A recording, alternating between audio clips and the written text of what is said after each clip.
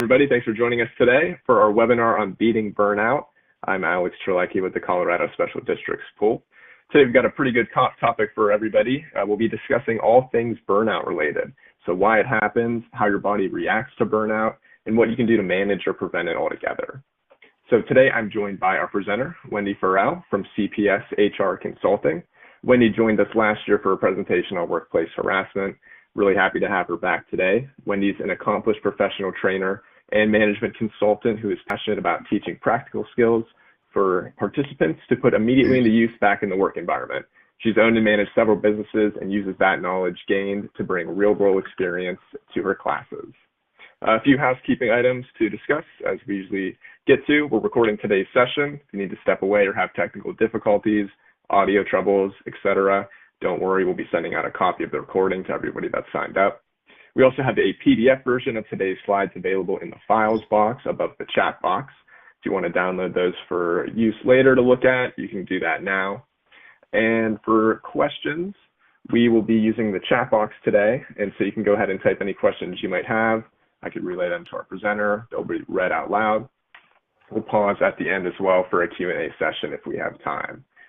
And finally, just want to remind everybody again that the recording of today's session will be sent out to everybody who signed up following today's session. If you have to leave, no worries. We'll go ahead and take care of that. So with that, I'll turn things over to Wendy. Wendy, thank you very much. Good morning, everybody. Nice to be here. Thanks for your patience with the technical challenges. We thought we had them all figured out. So a little more background on myself. I have a master's degree in exercise science and have always been passionate about wellness in the workplace. And it's wonderful to see it kind of come back around to the forefront and have many organizations focused on what they can do to help team members beat burnout and manage their stress and fill their stress bucket. So we'll talk a lot about that today. This is a very high level approach to discussing wellness and give you a ton of ideas to walk away. So I won't get to go into depth too much. What I'd like you to do is start a list of different ideas and strategies that resonate with you. And so that you'll walk away with some good ideas to implement into your stress management plan. Managing your stress and avoiding burnout is a choice. It's something you have to be conscious of and take actions to prevent. So let's look at the ways we can do that. So what is a definition of burnout? Think about yourself. What does burnout mean? What's happening when someone's burnt out? How do you feel when you feel burnout? Feel free to type in the chat box, and that way you can see what your colleagues are saying and we can really have a group discussion. But here's my definition. Feeling empty, mentally exhausted, devoid of motivation, and kind of beyond caring, drained, I just saw. Sometimes we don't see any hope of positive change, lack of wanting to try harder, kind of all dried up with nothing left to give. The state of having no energy or enthusiasm because of working too hard or for too long. And many of us are having to do that these days. We're mostly overworked and understaffed. So it's just a natural thing that's going to be happening. We're working too hard for too long. So to sustain that, to be resilient to it, you really need to choose to do some things to help you do that so that you can meet all of the challenges we have to. Here's some reasons people burn out. They don't have control over their life. I think a lot of us burned out during COVID because we just didn't have control of that situation. Unclear job expectations. Now, this is something pretty simple to fix. And as a management trainer, I always encourage managers to be discussing expectations, meeting expectations, gaps in meeting expectations. And as for you as an employee, to be proactive about finding out what those expectations are. because the unknowing, the not knowing if you're meeting expectations is very stressful. So of course, dysfunctional workplace dynamics contributes to stress and burnout. And that's one of the reasons I'm always focused on how do we create positive, healthy work culture. Different extremes of activity, something that's monotonous can be stressful and give you burnout. Something that's chaotic continually, maybe alternating between those two, that can create burnout. Many also lack of social support, which has been challenging during COVID. And we just don't have the people around us for that social support. So you sometimes have to look for it. Then there's work-life imbalance. When something important in your life is not getting the quality attention it needs from you, that creates a stress for you. So lots of reasons we have burnout, but that yields opportunities for things to do about it. All right. Let's talk a little bit about cortisol and stress. There is a chemical reaction that happens when your body is in stress mode, and your primitive brain takes over and releases cortisol, the stress hormone, also adrenaline. And cortisol and adrenaline running through your body is not helpful to your functioning. And if we have sustained cortisol release, it can really have a variety of deleterious effects on your body. So let's take a look at some of those. And I want you to pay attention to how does your body react to stress? What happens to you? Feel free to type in the chat box. I know for myself, when I'm stressed or anxious or nervous, like 15 minutes ago, when I couldn't access this presentation, I felt cortisol coursing through my body. My hands started shaking. Nothing worse for a trainer than not being able to access the class. So I just had to manage my release of stress. And I will tell you, it's important to know how your body reacts to this. So my hands started to shake and I got nauseous. Those are telltale signs for me. Sometimes your body reacts in different ways. So just write down a note to yourself.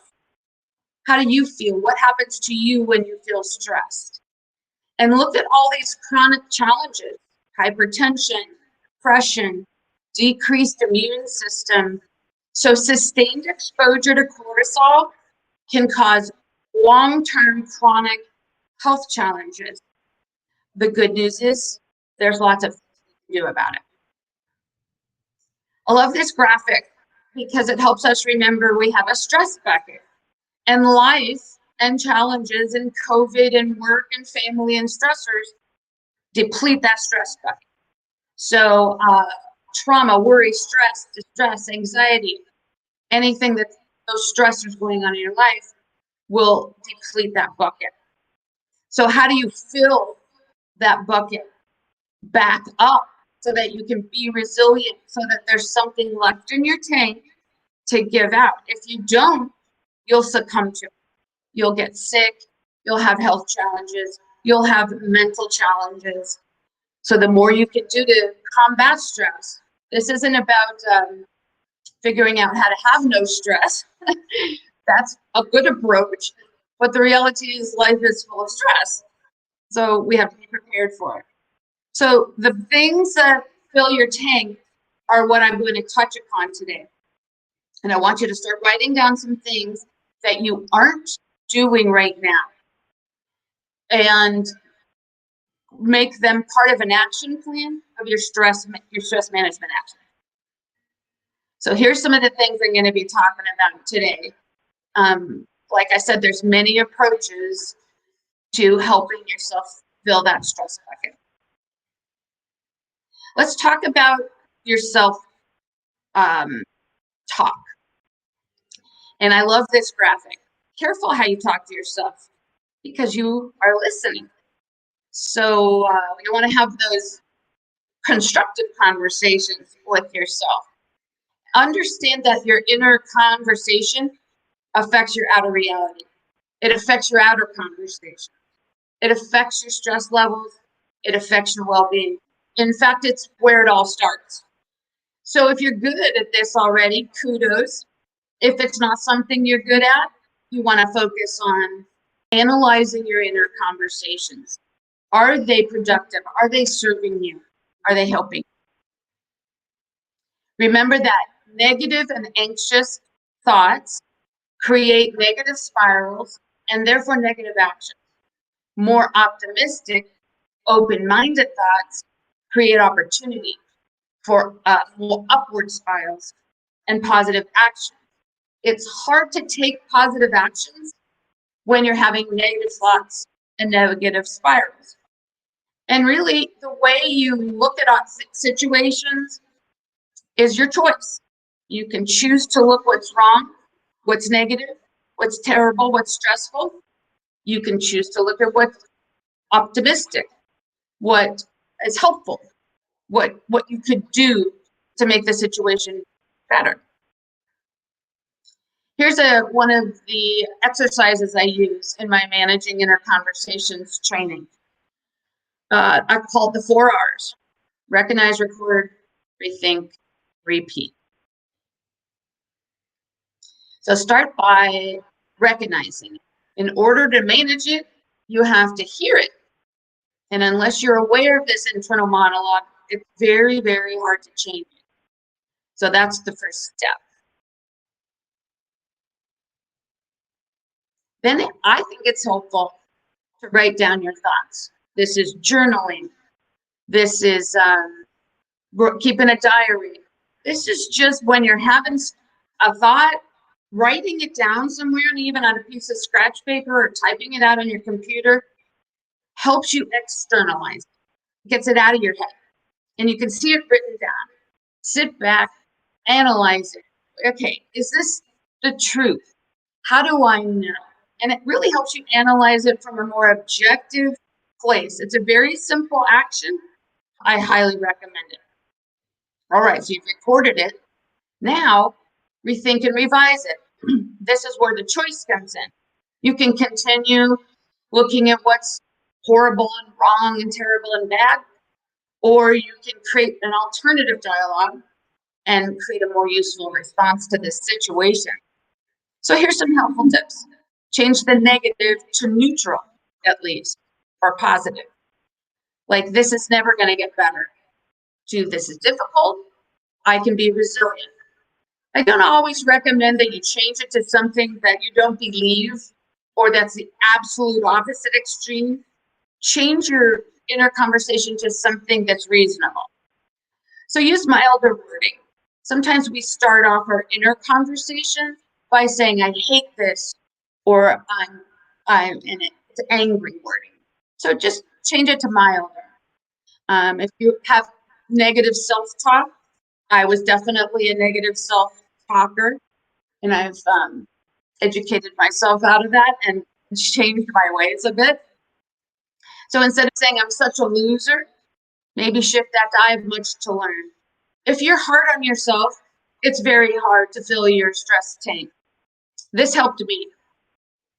Would you ever say any of the things you say to yourself to other people? And I said to myself, no way. That's horrible, disrespectful, and mean. And then myself said, why are you saying it to yourself? Powerful little lesson I experienced. And I'm passing it along to you. Avoid absolutes, because hardly anything is never or always.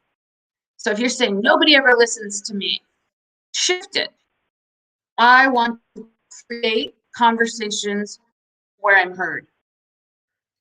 And if you have self-limiting statements, then say things like, I can't handle this, to how can I handle this? Just checking in if everyone can hear me. Alex, you can hear me? Yep, coming through loud and clear. All right, just making sure. All right, I can't see faces. I don't know. Checking in on my stress level.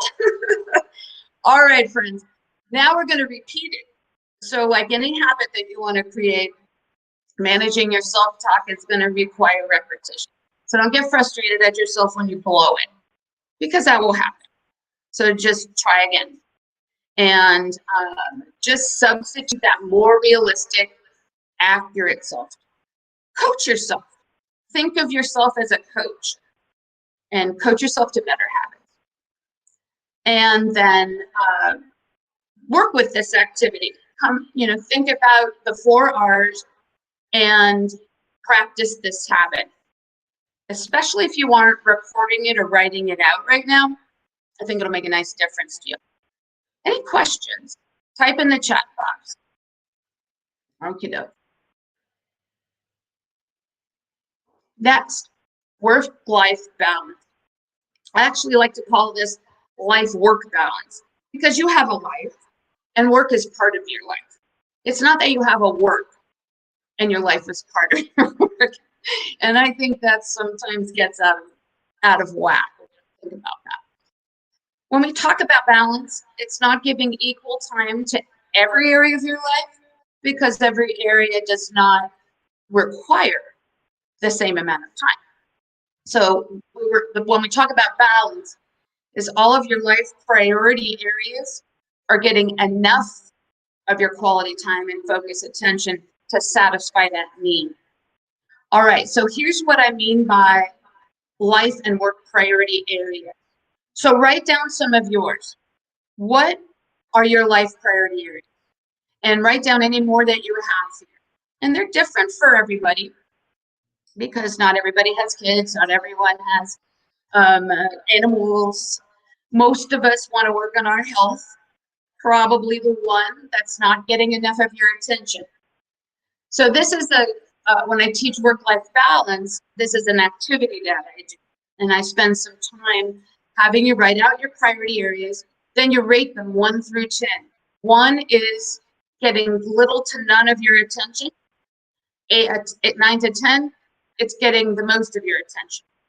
So when you see it out like that, then you pick one area that has a 10 and you make an action plan to be more efficient or to decrease the amount of time you spend in that area. So you can loosen up some time to spend in the other areas that aren't getting enough of your time. Then I suggest combining things. So if you want to work on your health and spend more time with your family, then maybe prepare a healthy meal together. Find a recipe that's healthy and then prepare it together. Go on a walk together after dinner, and you can combine some of that quality time with friends and family with working on healthy. Very high level approach to work-life balance, but I wanted to kind of just throw that activity out there at you. So this is the action that you take. Pick an area with a high number, list some strategies to reduce the time spent in that area. Sometimes you might think, I can't think of anything, but it might be setting boundaries or saying no, clarifying priorities, or becoming more organized and efficient. So lots of ways and opportunities to open your mind about how you could achieve those things. And then commit and make a plan to action. All right, how many of you have a hard time saying no? And you can type in the chat box. That's good. How many of you have a hard time saying no? So I say, don't say no. Say, think about it as boundaries. Let people know what you can do. Make people aware of your workloads and what you've got going on. In light of my workload, here's what I can do. You don't have to say no, but you can contribute to creating that boundary. So sometimes it's helpful to communicate your needs or concerns and realities to other people, because they don't know what's going on.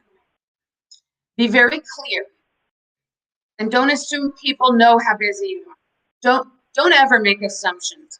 Assumptions are just guesses your brain is making when it doesn't have all the information. So be clear when you speak and make sure people understand what's going on for you. I think this is a huge area. We assume people know how busy we are, what our life, what's going on, but they probably don't. They're focused on their own life. So be clear, be assertive, which means communicating your needs and what's going on in an objective, respectful way. Then collaborate with other people. I'd like to work with you to figure out a way that I can accommodate your need and given my time schedule, right? That's creating an agreement, not even a boundary. And you still haven't said no, right? Let people know what you can do. Honestly, nobody wants to know what you can't do. So don't say what you can and don't say no. But here's what I can do. Review expectations, revise them if necessary to be realistic, and schedule time on your calendar for undivided focus and share that with coworkers and family. If you don't have enough time in your day to do what you need to do, focus on yourself, focus on your work, schedule it, and then make everyone around you know that. From 2 to 4 in the afternoon, I'm going to be focused on my work. Please don't interrupt me. Please don't call. Please don't IM. Please don't knock on my door. That's a boundary. And people appreciate that. They don't want you to hint. They don't want to frustrate you, but they'd appreciate you telling them what you need to get your work done and your focus on point. All right.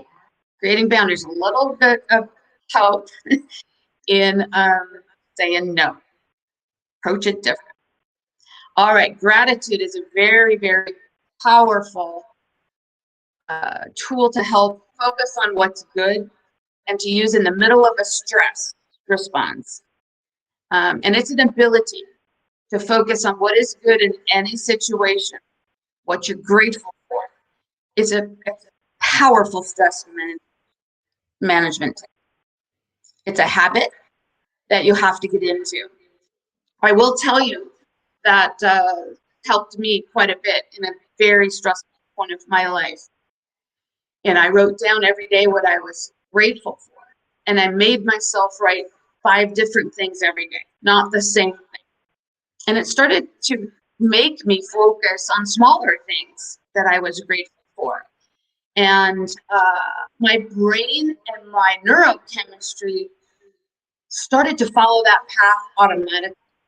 I'd say over a year, my brain just in stressful situations goes automatically to what's good about it, what could be a silver lining, what opportunities are there, what can I do, what action can I take. Very helpful that it is almost automatic now. So what I'd like you to do is start you on this habit right now. List 5 things you're grateful for today and share one in the chat box. So everybody do that right now. Type one thing you're grateful for in the chat box.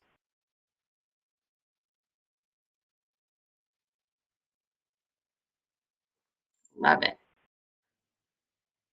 Beautiful fall leaves. I live in Arizona. We don't have very many of those. Being alive.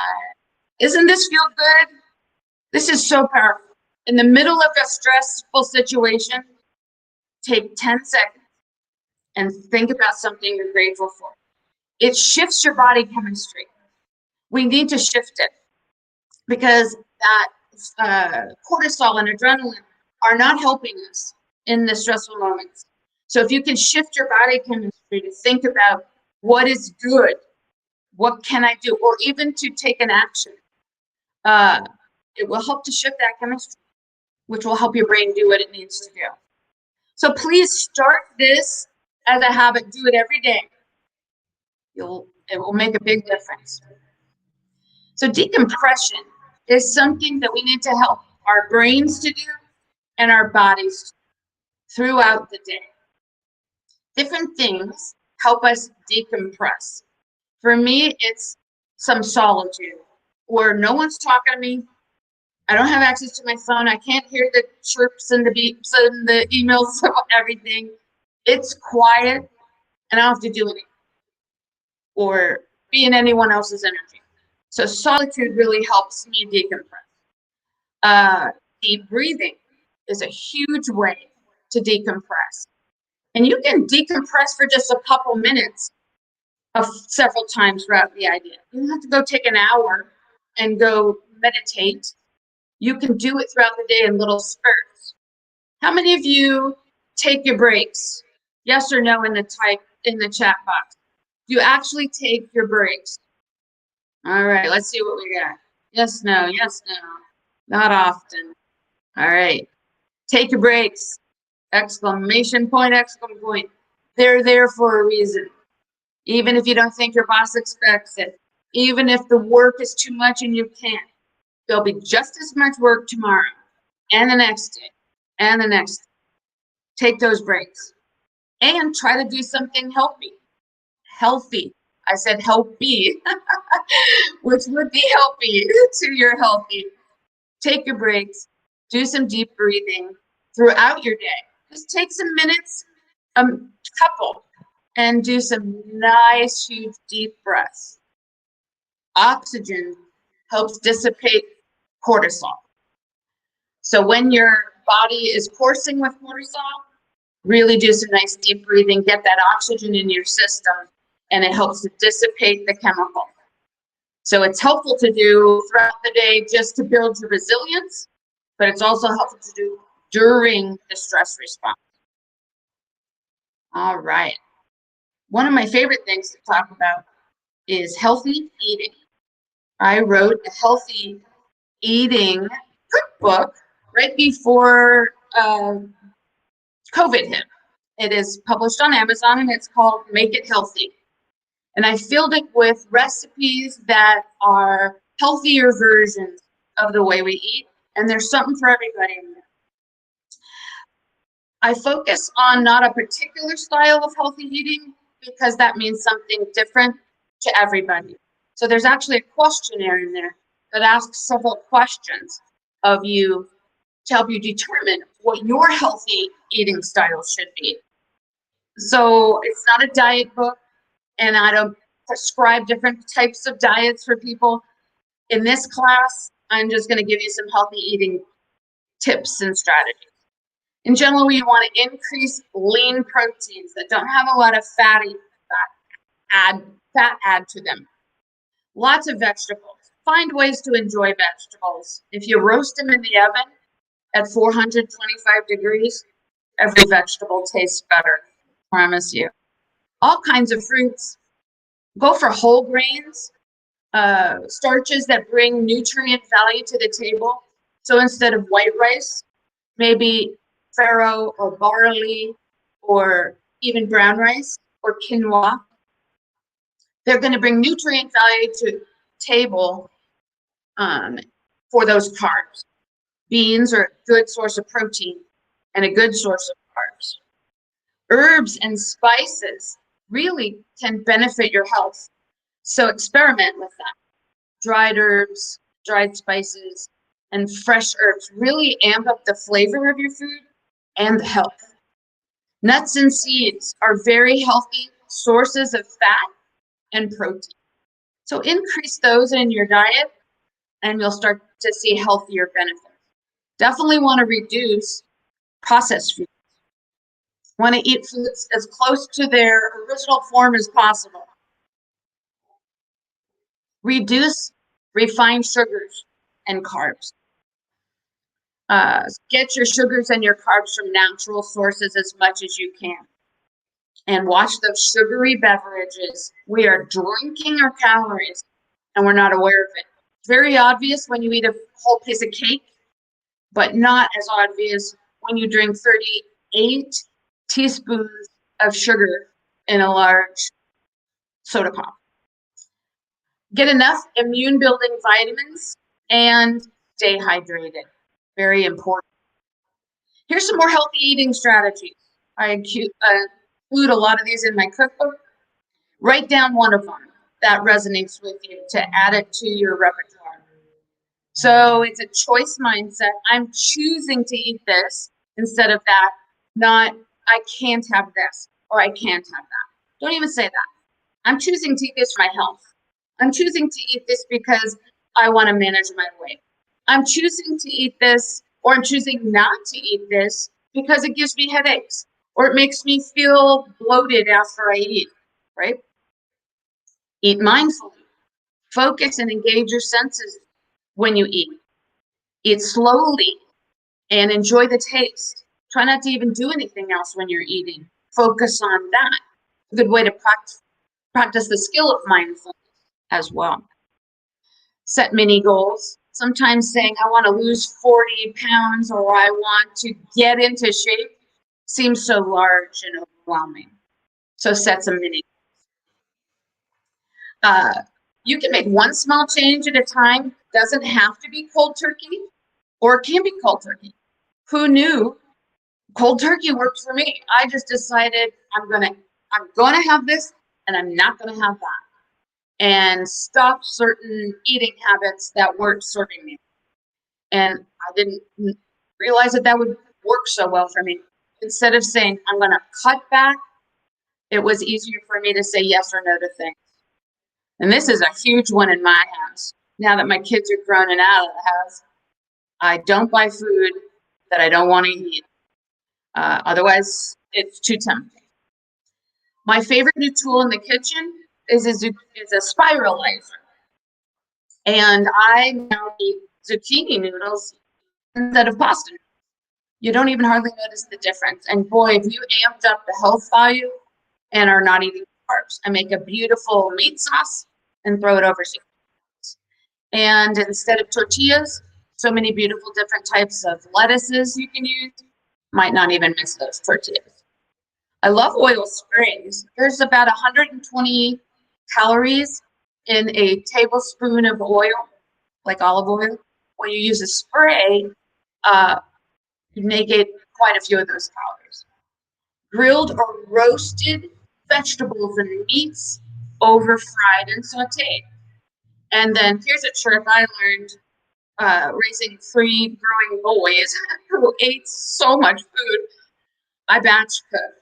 So if I was cooking chicken for dinner, I would grill off 10 or 12 chicken breasts, and we'd eat 4, and then there would be a lot of healthy vegetables and meats in the fridge for the boys to eat, or for me to use in a different recipe the next day. Because it takes some time to cook healthier, right? It's easier to grab a frozen dinner and throw it in the microwave. To make something from scratch, it does take some time. So once you're at it, cook a bunch extra. And then you have stuff for lunch the next day, kids to snack on, make a stew or a chili or some enchiladas. I'm not saying tortillas are bad, just manage how many you might eat. And Tammy says there are low carb tortillas that protein enhance. They're better than the normal tortillas. True. So many options out there. So look for a lower carb. If low carb is part of your healthy eating style, let me reiterate. For my boys, they're not as concerned about carbs. When I was younger, not as concerned about carbs. Now I know when I only eat healthy carbs and don't have superfluous carbs, I can manage my weight better. So it might shift over your lifetime, and you might have to make different decisions.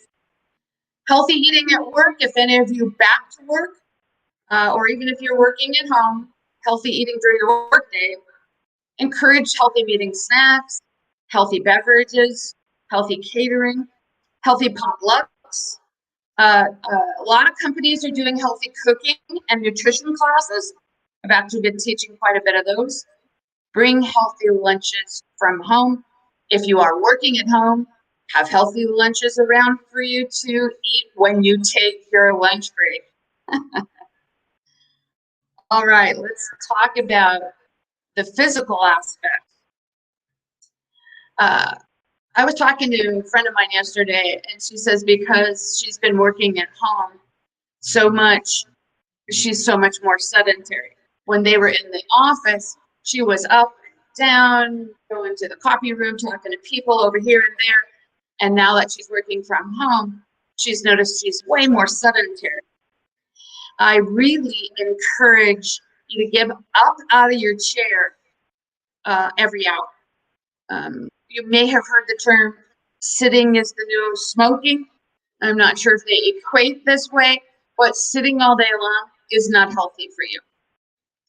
And if you can just change your body position to allow blood flow, to allow your muscles to relax a little bit and let them decompress, it's going to make all the difference. You can stand up and still be working. You could all be doing this right now. In fact, why doesn't everybody out there stand up right now while you're listening to me talk and stretch your body?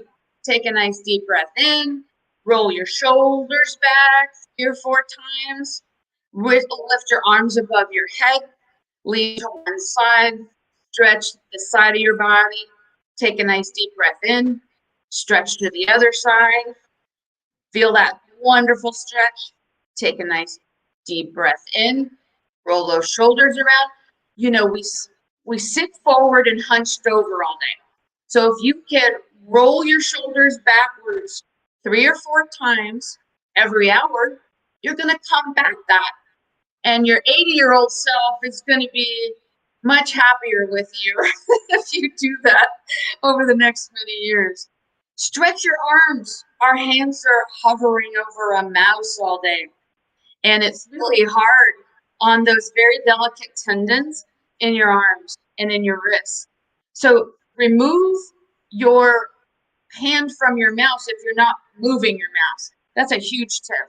I also specialize in ergonomics and helping set up your workstation so that it is the most physically adapted to your body and contributing to a healthier posture. And then move your eyes from your screen to something else because your eyes need a rest too. If you can get into the habit of doing this for 1 minute every hour, I think will make a large difference in how your body feels at the end of the day. So that's a physical approach. Have some standing and moving in person or virtual meetings, kind of like what I just did. I had everybody stand up. If you're facilitating a meeting or you participate in long meetings, maybe you could encourage the group to have a stretch reminder. You know, every half hour, every hour, everybody stands up, moves around. Just changes your body position. If you stand all day, sometimes it's helpful for you to sit down and relax your large muscle groups. So you want to be shifting whatever you're doing so that your body doesn't kind of harden into one position. These days, in fact, I just got hired yesterday to do a weight management challenge with an organization out here in Arizona. And then we are going to start some competitions where activity and participation are what's being monitored and encouraged as opposed to winners and things like that. And we're going to be doing some clubs and walking activities. And even though they're not in office and together, we're still pulling together these virtual and individual competitions that everybody's going to participate in, but as a team, and we're going to be monitoring as a team. I love seeing organizations getting really involved and helping their employees, making it easy for their employees to participate in physical and healthy activities. I also like to remind you to exercise your heart. It's a muscle too. And we specifically exercise our heart with aerobic exercise, which is a more sustained exercise at a higher heart rate. Not so that you can't talk and that you're out of breath. A sustained heart rate is something you can maintain for 10, 15, 20 minutes or even longer. You still should be able to talk, but it's pushing you. There's formulas and such for figuring out what your target heart rate is. But in general, you want to be able to sustain an exercise like walking, biking, swimming, Zumba, or dancing, or an exercise cardio class, or running. And I'd like to point out that the last sentence, even 5 minutes of aerobic exercise can stimulate anti-anxiety. So not only is it helping your heart muscle, it's helping your anxiety. And even 5 minutes of going out on a fast-paced walk, another really good use of your break. And you then are adding to your stress bucket, refilling that up, and helping yourself to manage or prevent anxiety. So now what I'd like to do, we have a few minutes left. Actually, I have a smaller class, we have questions all the way along. And I can stop and pay attention to those questions. So now I'm going to leave some time for all of you to ask your questions. And then also type in the chat box, what did you learn today that you are going to implement into your stress management action plan? So questions first, type them or just unmute if you'd like, and then type in the chat box your action plan. I have 39 people in class, so I'd like to see 39 action items. This is really helpful because we all learn from each other and see what works for each other and kind of share our thoughts and ideas. All right, so I'll give you a minute to type and ask those questions. Take breaks at work or short walks. I'm glad that resonated.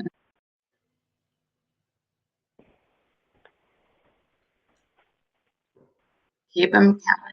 Thankfulness, gratitude. It really helps you shift your mindset. It's a simple exercise and really helps to shift. Walk at lunch instead of working through lunch. Golf clap for Jesse. I love it. Stand up and walk around. Do it every hour. Make a difference for your body.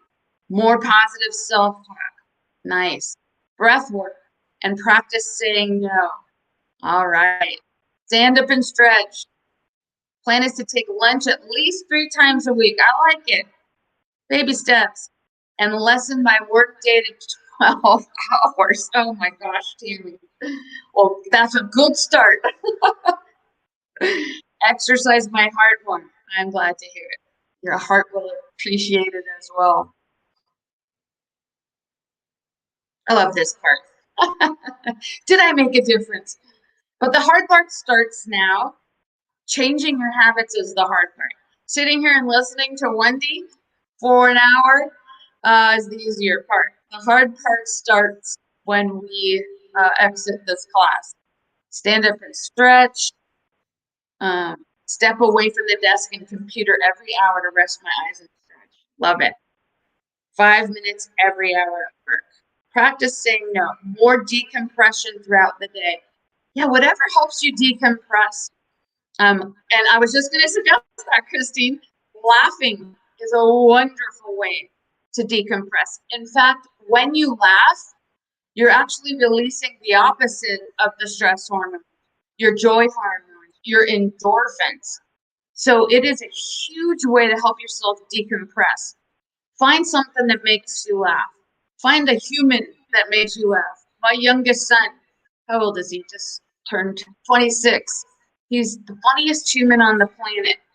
And even a text exchange with him makes me laugh out loud. Find funny YouTube videos. Use social media for good and find things that are positive and funny and make you laugh.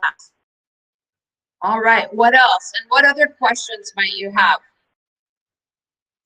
about anything? In fact, I can go through some of the slides and jog your memories if you had any questions. Does anyone want to talk more about healthy eating and strategies there? Here's some, I'll put this slide back up. Might be helpful for you to look at that.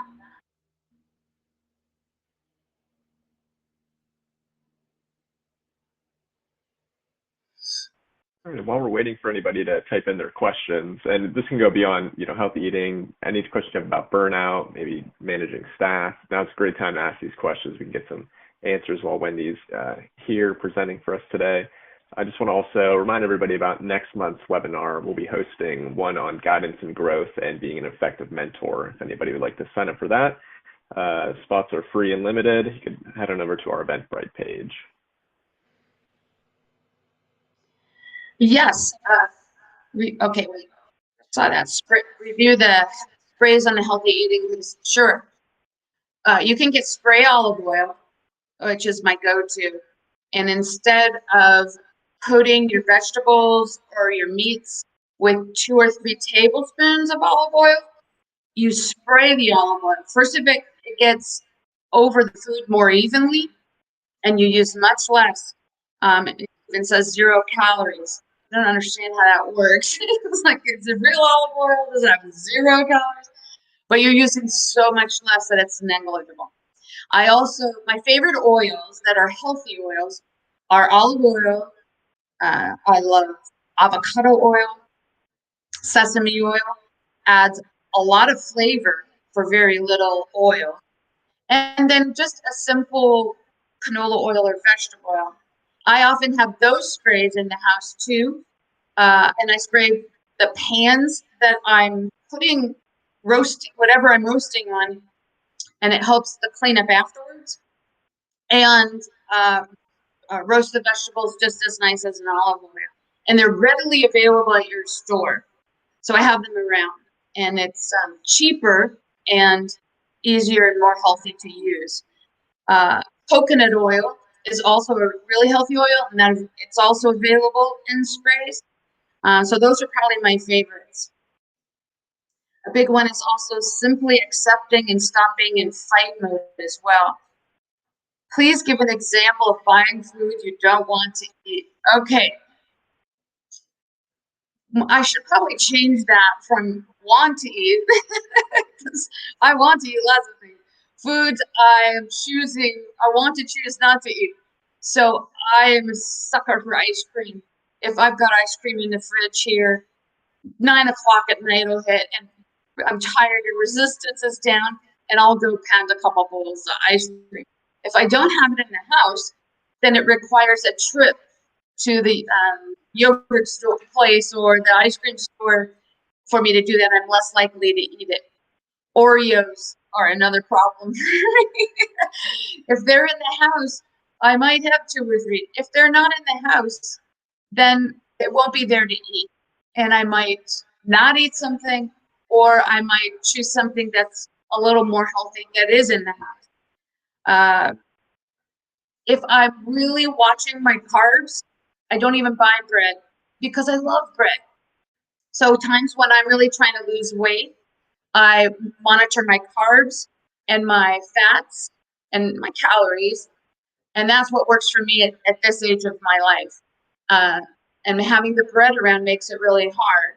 So if for a period of 30 days, I'm going to decide to go low carb, I don't even have bread in the house. Because toasted butter is my weakness. But when I do then buy bread and start to eat carbs again, I buy really healthy bread. I love Dave's bread, the good seed bread and the whole grains. So at least you're bringing healthy nutrients value to the table when you're eating those carbs. The avocado oil is new. Yeah, I have some in the house now, and I really like it. Sometimes it's even a little lighter than olive oil. Sometimes olive oil can be heavy for your cooking. And while we're talking about avocados, they're a very healthy fat and are a beautiful source of like a creamy texture. I use them to make dressings, and I put them in salads, on toast, in sandwiches. It's a beautiful, healthy fat.